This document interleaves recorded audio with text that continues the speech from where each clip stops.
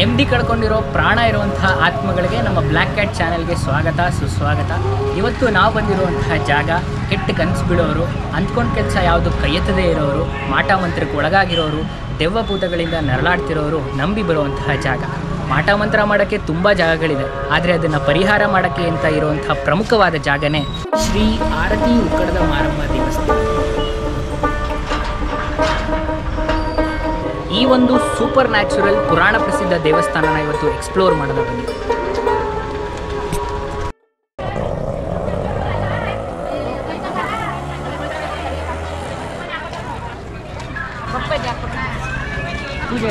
ಪೂಜೆ ಇಪ್ಪತ್ತು ತಡೆ ಏಳರಿಂದ ತಡೆ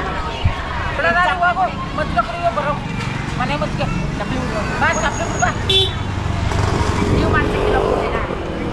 ಒಂದೇ ಇಬ್ಬರು. ಹೌದು.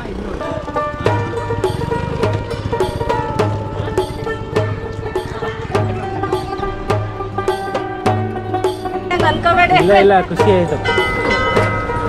ಎಲ್ಲರೂ ಯಾಕೆ ವಿಡಿಯೋ ಮಾಡ್ತಿದ್ದೀರಾ ಅನ್ಬೇಕಾರೆ ಒಂದು ಮಾಡ್ಕೊಳ್ಳಿ ಅಂತ ಹೇಳಿದ್ರಲ್ಲ, ಅದೇ ಸಂತೋಷ.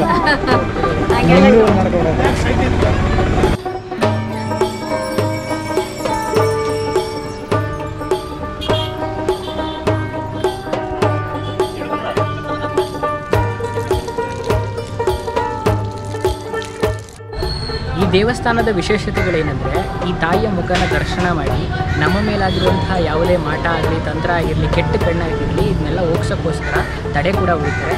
ಅದಕ್ಕೋಸ್ಕರ ಎರಡು ಬೇರೆ ಬೇರೆ ಆದಂತಹ ಪೂಜಾ ಸಾಮಗ್ರಿಗಳು ಕೊಡ್ತಾರೆ. ಒಂದು ಬಂದು ತಾಯಿ ಪೂಜೆಗೆ, ಇನ್ನೊಂದು ತಡೆ ಓಡಿಸೋದಕ್ಕೋಸ್ಕರ.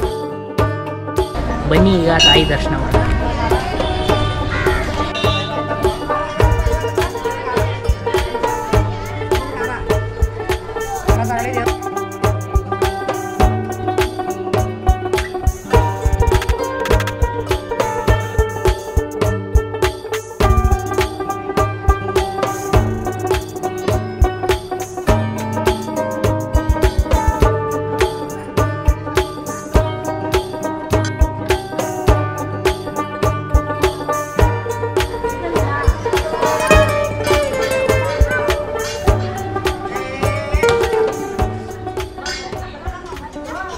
ಆರತಿ ಉಕ್ಕಡದ ಮಾರಮ್ಮ, ಈ ದೇವರನ್ನ ಅಹಲ್ಯಾದೇವಿ ಅಂತ ಕೂಡ ಕರೀತಾರೆ. ಅಹಲ್ಯಾದೇವಿ ಅಂದರೆ ಗೌತಮ ಋಷಿಗಳಿದ್ರಲ್ಲ, ಅವರ ಹೆಂಡತಿ. ಅಹಲ್ಯಾದೇವಿ ಗೌತಮ ಋಷಿಗಳೆಲ್ಲದೆ ಪರಪುರುಷನಿಗೆ ಅಂದರೆ ಇಂದ್ರದೇವನಿಗೆ ಮನಸ್ಸೋತಾಗ ಈ ವಿಚಾರ ತಿಳಿದಂತಹ ಗೌತಮ ಋಷಿಗಳು ಆಕೆಗೆ ಕಲ್ಲಾಗೋ ರೀತಿ ಶಾಪ ಕೊಡ್ತಾರೆ. ಈ ಸಂಗತಿನ ನಾವು ರಾಮಾಯಣದಲ್ಲಿ ನೋಡ್ಬೋದು. ನಂತರ ಯುಗಗಳಗಟ್ಟಲೆ ಅವಳ ಶಾಪ ವಿಮೋಚನೆ ಆಗದಲೇ ಅಹಲ್ಯಾದೇವಿ ಕಲ್ಲಾಗಿ ಉಳಿದು ಶ್ರೀರಾಮನ ಪಾದಸ್ಪರ್ಶದಿಂದ ಆಕೆಯ ಎಲ್ಲ ಪಾಪವು ಕಳೆದು ಹೋಗಿ ಅಹಲ್ಯಾದೇವಿ ಪೂಜ್ಯನೀಯವಾಗಿದೆ.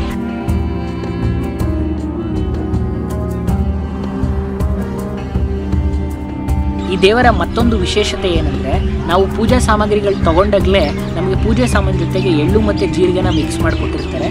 ನಾವು ಅದನ್ನು ತಂದು ದೇವಿಗೆ ಪೂಜೆ ಮಾಡಿಸಿದ ನಂತರ ದೇವಸ್ಥಾನದ ಸುತ್ತ ಆ ಎಳ್ಳು ಮತ್ತು ಜೀರಿಗೆನ ಚೆಲ್ತಾ ಬರಬೇಕು.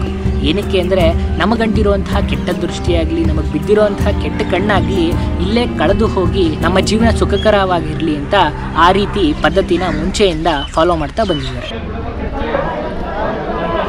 ದೇವಸ್ಥಾನದ ಪ್ರತಿಷ್ಠಾಪನೆಯ ಬಗ್ಗೆ ಹೇಳೋದಾದರೆ, ಈ ಪ್ರಾಂತ್ಯದಲ್ಲಿ ಬದುಕ್ತಿದ್ದಂತಹ ಜನ ಪಕ್ಕದಲ್ಲಿರುವಂತಹ ಶ್ರೀರಂಗಪಟ್ಟಣದ ನದಿಯಲ್ಲಿ ಮೀನುಗಾರಿಕೆ ಕೆಲಸಗಳನ್ನ ಮಾಡ್ತಿದ್ರು. ಸುಮಾರು ವರ್ಷಗಳ ಹಿಂದೆ ಮೀನು ಹಿಡಿಯೋಕ್ಕೆ ಅಂತ ಹೋದಾಗ 11 ಜನ ಕುಟುಂಬದವರು ನೀರಿಗೆ ಬಲೆ ಹಾಕ್ತಾರೆ. ಎಲ್ಲಿ ಬಲೆ ಹಾಕಿದ್ರೂ ಸಹ ಮೀನು ಸಿಗ್ತಿರಲ್ಲ, ಒಂದು ಮರದ ಕೊಂಟಿನ ರೀತಿ ಇದ್ದಂತಹ ಕಲ್ಲು ಸಿಗ್ತಿರುತ್ತೆ. ಎಷ್ಟು ಸಲ ಬಲೆ ಹಾಕಿ ಮೀನು ಹಿಡಿಯೋಕ್ಕೆ ಪ್ರಯತ್ನ ಪಟ್ಟರು ಮತ್ತೆ ಮತ್ತೆ ಆ ಕೊಂಟಿನ ರೂಪದಲ್ಲಿರುವಂತಹ ಕಲ್ಲೇ ಸಿಗ್ತಿರುತ್ತೆ. ಬಲೆ ಬೀಸಿದಂಥ ಸಂದರ್ಭದಲ್ಲಿ ಮೀನು ಅಂತ ಹೇಳಿತಾರೆ. ಮೀನು ಎಲ್ಲ ಒಂದು ದೇವ್ರ ಮೂರ್ತಿ ಇರ್ತದೆ. ಅವ್ರು ಏನು ಆಶ್ಚರ್ಯಪಟ್ಟು ಇದೇನಪ್ಪ ನೀರೊಳಗೆ ಬಿಸಾಕ್ಬಿಟ್ಟು ಮೇಲ್ಗಡೆ ಹೋಗಿ ಬೀಸ್ತಾರೆ. ಅಲ್ಲೂ ಕೂಡ ಆ ಮೂರ್ತಿನೇ ಬರ್ತದೆ. ಅವ್ರಿಗೆ ಆಶ್ಚರ್ಯ ಆಯ್ತು, ಯಾವುದೇ ಮೂರ್ತಿ ತೇಳ್ಕೊಂಡು ಜಗಡೆ ಹೋಗ್ಬೇಕು, ಮೇಲ್ಗಡೆ ಬರ್ತಾ ಇದೆಯಲ್ಲ ಅಂತ ಅಂದ್ಬಿಟ್ಟು ಪುನಃ ಮೇಲ್ಗಡೆ ಹೋಗಿ ಬೀಸ್ತಾರೆ. ಅಲ್ಲೂ ಕೂಡ ಅದೇ ಬಂದಾಗ ಅವ್ರಿಗೆ ಹೆದರಿಕೆಯಾಗಿ ಓಡೋಕೆ ಶುರು ಮಾಡ್ತಾರೆ. ಇದೇ ಈ ಥರ ಬರ್ತಾ ಇದೆಯಲ್ಲ, ಯಾವುದೇ ಮೂರ್ತಿ ತೇಳ್ಕೊಂಡು ಜಗಡೆ ಹೋಗ್ಬೇಕು, ಮೇಲ್ಗಡೆ ಬರ್ತಾ ಇದೆಯಲ್ಲ ಅಂದ್ಬಿಟ್ಟು. ಆಗ ಅವ್ರಿಗೆ ಹಸಿರುವಾಣಿ ನುಡಿಯುತ್ತೆ, ನನ್ನ ಅಹಲ್ಯಾದೇವಿ ಶಾಪ ವಿಮೋಚನೆಯಾಗಿ ಶಕ್ತಿ ದೇವತೆ ಬಂದಿದ್ದೀನಿ, ನಾನು ತಗೊಂಡೋಗಿ ಸ್ಥಾಪನೆ ಮಾಡಿ ಅಂತ ಹೇಳ್ತಾರೆ. ಆಗ ಬಂದಿಲ್ಲ ಒಂದು ಮರದಡಿ ಇರ್ತದೆ, ಮರ ಇರ್ತದೆ, ಬೇವಿನ ಮರ, ಮರದಡಿ ತಂದು ಮಡಗ್ತಾರೆ. ಬೆಳಗ್ಗೆ ಬಂದು ನೋಡೋದ್ರೊಳಗೆ ಅಲ್ಲೊಂದು ಉದ್ಭವ ಮೂರ್ತಿ ಮೂಡಿರ್ತದೆ. ಆ ಉದ್ಭವ ಮೂರ್ತಿ ತಂದಿಲ್ಲ, ಆ ತಂದಂಥ ಮೂರ್ತಿನ ಸ್ಥಾಪನೆ ಮಾಡ್ತಾರೆ. ನಮ್ಮ ಮೈಸೂರಿನ ರಾಜರಾದಂತಹ ಶ್ರೀ ಜಯಚಾಮರಾಜ ಒಡೆಯರು ಆರೋಗ್ಯ ಸಮಸ್ಯೆಯಿಂದ ಬಳಲುತ್ತಿದ್ದಾಗ ಈ ದೇವಸ್ಥಾನಕ್ಕೆ ಭೇಟಿ ನೀಡಿದರಂತೆ. ಬಂದು ಪೂಜೆ ಮಾಡಿಸ್ಕೊಂಡು ಕಟ್ಟೆ ಹೊಡೆಯುವಂಥ ಒಂದು ಸಂಪ್ರದಾಯ ಇದೆ, ಅದನ್ನು ಮುಗಿಸಿ ತಡೆ ಹೊಡೆದು ಇಲ್ಲಿಂದ ಅರ್ಕೆ ಕಟ್ಕೊಂಡು ಹೋಗಿದ್ರಂತೆ.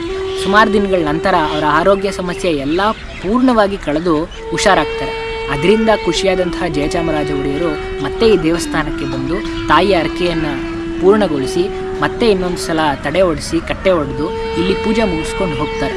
ಇದರಿಂದ ಪ್ರಚಲಿತಗೊಂಡಂತಹ ಈ ದೇವಸ್ಥಾನ ಆಗ್ಲಿಂದ ಯಾವುದೇ ಮನುಷ್ಯರಿಗೆ ಕೆಟ್ಟ ಕನಸಾಗಲಿ ಅಥವಾ ಮಾಟ ಮಂತ್ರದ ಭಯ ಆಗಿರಲಿ ಏನೇ ಒಂದಾಗಿದ್ರೂ ಸಹ ಈ ದೇವಸ್ಥಾನಕ್ಕೆ ಬಂದು ತಾಯಿಯ ದರ್ಶನ ಪಡೆದು ಕಟ್ಟೆ ಹೊಡೆದು ತಡೆ ಹೊಡೆಸ್ಕೊಂಡು ಹೋಗ್ತಾರೆ. ಇದರಿಂದ ಅವರ ಎಲ್ಲ ಅವ್ರಿಗೆ ಅಂಟಿರುವಂತಹ ಕೆಟ್ಟ ದೃಷ್ಟಿ ಮಾಟ ಮಂತ್ರಗಳು ತೊಲಗಿ ಹೋಗುತ್ತೆ ಅಂತ ಅವ್ರ ನಂಬಿಕೆ. ಈ ಜಾಗದಲ್ಲಿ ಮುಂಚೆ ಆಡು ಕುರಿ ಕೋಳಿಗಳನ್ನ ಬಲಿ ಕೊಡ್ತಿದ್ರಂತೆ.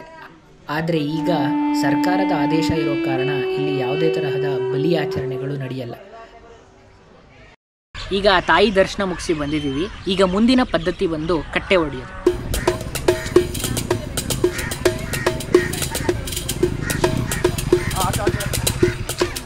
ಅಂದರೆ ಒಡೆದ ಮಡಕೆ ಚೂರುಗಳನ್ನ ಕಲ್ಯಾಣಿ ನೀರಲ್ಲಿ ಮುಳುಗಿಸಿರ್ತಾರೆ. ನಾವು ಪೂಜಾ ಸಾಮಗ್ರಿಗಳು ತೊಗೊಂಡಾಗ ತಡೆ ಸಾಮಾನು ಕೂಡ ಕೊಟ್ಟಿರ್ತಾರೆ, ಅದರಲ್ಲಿ ವಿಳ್ಳೆದೆಲೆ ಇರುತ್ತೆ. ಅದನ್ನು ತಗೊಂಡು ಒಂದಷ್ಟು ಮಂತ್ರಗಳನ್ನ ಹೇಳಿ ಆ ಒಡೆದ ಮಡಕೆ ಚೂರುಗಳನ್ನ ವಿಳ್ಳೆದೆಲೆ ಸಹಾಯದಿಂದ ತೆಗೆದು ಕಟ್ಟೆಯ ಮೇಲೆ ಇಡ್ತಾರೆ. ನಂತರ ಹುಡುಗರಾಗಿದ್ದರೆ ಬಲದಾಗಾಲಲ್ಲಿ, ಹುಡುಗಿರಾಗಿದ್ದರೆ ಎಡದಾಗಾಲಲ್ಲಿ ಆ ಚೂರು ಮಡಕೆಗಳನ್ನ ನೀರೊಳಗಡೆ ಒದ್ದು ಹಿಂದೆ ತಿರುಗಿ ನೋಡದ ಹಾಗೆ ಹೋಗಬೇಕು.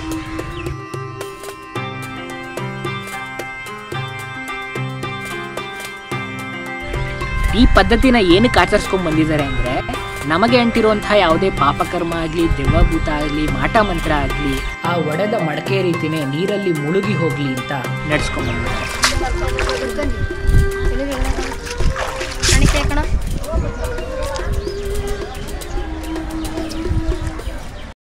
ಇದೆಲ್ಲ ಆದ ನಂತರ ದೇವಸ್ಥಾನದ ಕೊನೆಯ ಮತ್ತು ಪ್ರಮುಖವಾದಂತಹ ಒಂದು ಪದ್ಧತಿ ಇದೆ, ಅದೇ ತಡೆ ಹೊಡೆಯೋದು.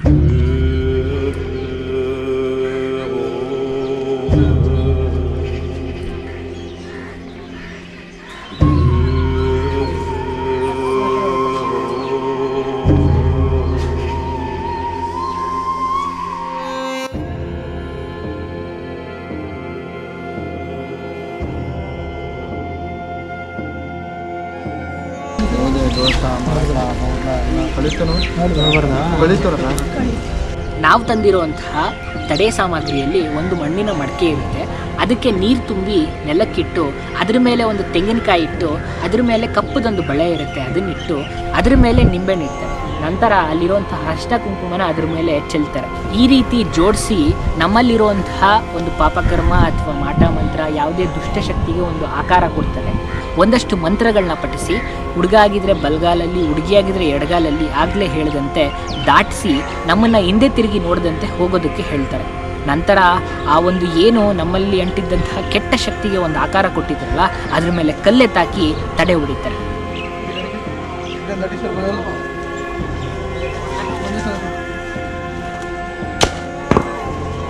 ಇದೆಲ್ಲ ಮುಗಿದ ಮೇಲೆ ಕೊನೆಯದಾಗಿ ನಾವು ಏನು ತಡೆ ಸಾಮಗ್ರಿ ತೊಗೊಂಡಿದ್ವಲ್ಲ ಅದರಲ್ಲಿ ಒಂದು ಮೊಟ್ಟೆ ಮಿಕ್ಕಿರುತ್ತೆ. ಅದರಿಂದ ನಮ್ಮ ಕುಟುಂಬಕ್ಕೆ ಅಥವಾ ನಾವು ಹೋಗಿರೋ ಯಾರು ಇರ್ತೀವಲ್ಲ ನಮಗೆ ದೃಷ್ಟಿ ತೆಗೆದು ಆ ಮೊಟ್ಟೆನ ಹೊಡಿತಾರೆ. ಸೊ ಏನಂದರೆ ಈ ಉಳಿದಿರೋ ವಿಳ್ಳೆದೆಲೆನ ತಿನ್ನಬೇಕಂತೆ. ಅಂದರೆ ನಮಗಾಗಿರುವಂಥ ಅಂಟಿರುವಂಥ ಎಲ್ಲ ಮಾಟ ಮಂತ್ರಗಳು ಬೇಕಾಗೋಸ್ಕರ ತಡೆ ಹೊಡಿಸಿ ಮುಗೀತು. ಎಲ್ಲ ನೆಗೆಟಿವ್ ಎನರ್ಜಿ ಕಳೆದು ಬಾಡಿಗೊಂದು ಎನರ್ಜಿ ಸಿಕ್ಕಿದ ಥರ ಆಗ್ತದೆ. ಇದರಿಂದ ನಮ್ಮ ಎಲ್ಲ ಕಷ್ಟಗಳು ಅಥವಾ ನಮಗಿರುವಂತಹ ನೆಗೆಟಿವ್ ಎನರ್ಜಿಗಳು ನಾಶ ಆಗಿ ತಾಯಿಯ ಆಶೀರ್ವಾದದಿಂದ ನಮ್ಮ ಜೀವನದ ಒಳ್ಳೆ ದಿನಗಳು ಶುರು ಆಗುತ್ತೆ ಅಂತ ಇಲ್ಲಿಯ ಜನಗಳ ನಂಬಿಕೆ.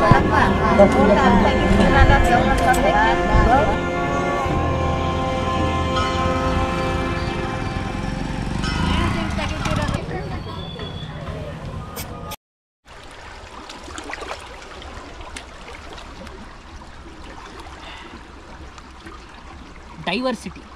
ಪ್ರತಿ 18 ಕಿಲೋಮೀಟ್ರಿಗೂ ನಾವು ಹಾಕೊಳ್ಳೋ ಬಟ್ಟೆ, ತಿನ್ನೋ ಊಟ, ಮಾತಾಡೋ ಭಾಷೆ, ನಾವು ಬದುಕೋ ರೀತಿ ಪ್ರತಿಯೊಂದು ಬದಲಾಗ್ತಾ ಹೋಗುತ್ತೆ. ಹಾಗೆ ಪ್ರತಿ ಊರಿಗೂ ಅದರದೇ ಆದಂತಹ ವಿಶೇಷತೆಗಳು ಮತ್ತು ಶಕ್ತಿಗಳಿರುತ್ತೆ. ಅದನ್ನು ನಾವು ಗೌರವಿಸಬೇಕೇ ಹೊರತು ಅದನ್ನು ಬಿಟ್ಟು ಇದು ಸರಿ ಇದು ತಪ್ಪು ಅಂತ ಜಡ್ಜ್ ಮಾಡೋಕ್ಕೆ ಹೋಗಬಾರ್ದು. 20 ವರ್ಷದಿಂದ ಇದ್ದಂತಹ ಕಲ್ಚರ್ಗಳು ಇವತ್ತು ಕಣ್ಮರೆಯಾಗಿದೆ. ಇನ್ನು 40-50 ವರ್ಷದಲ್ಲಿ ಇರೋವಂತಹ ಕಲ್ಚರ್ಗಳು ಕೂಡ ಕಾಣೆಯಾಗ್ಬೋದು. ಸೊ ನಮ್ಮ ಕಣ್ಮುಂದೆ ಇರುವಂತಹ ಕಲ್ಚರ್ಗಳನ್ನ ಕಾಪಾಡೋದು ನಮ್ಮ ಆದ್ಯ ಕರ್ತವ್ಯ. 200 ವರ್ಷದಿಂದ ಯಾವ್ದಾದ್ರು ವ್ಯಕ್ತಿಗೆ ನಾವು ಫೋನ್ ತೊಗೊಂಡೋಗಿ ಕೊಟ್ಟು ಪ್ರಪಂಚದ ಒಂದು ಮೂಲೆಯಿಂದ ಇನ್ನೊಂದು ಮೂಲೆಯಲ್ಲಿರುವಂತಹ ವ್ಯಕ್ತಿ ಜೊತೆ ಮಾತಾಡ್ಬೋದು ಅಂತ ಹೇಳಿದ್ರೆ ಅವನು ನಗ್ತಾ ಸುಮ್ಮನಾಗೋನು, ಇಲ್ಲ ಅಂದರೆ ಯಾವುದೋ ಮ್ಯಾಜಿಕ್ಕೋ ಪವಾಡನೋ ಅಂತ ಅಂತಿದ್ದ. ಯಾಕಂದರೆ ಅವನಿಗೆ ಅದನ್ನು ಗ್ರಹಿಕೆ ಮಾಡೋಕ್ಕಾಗ್ತಿರ್ಲಿಲ್ಲ.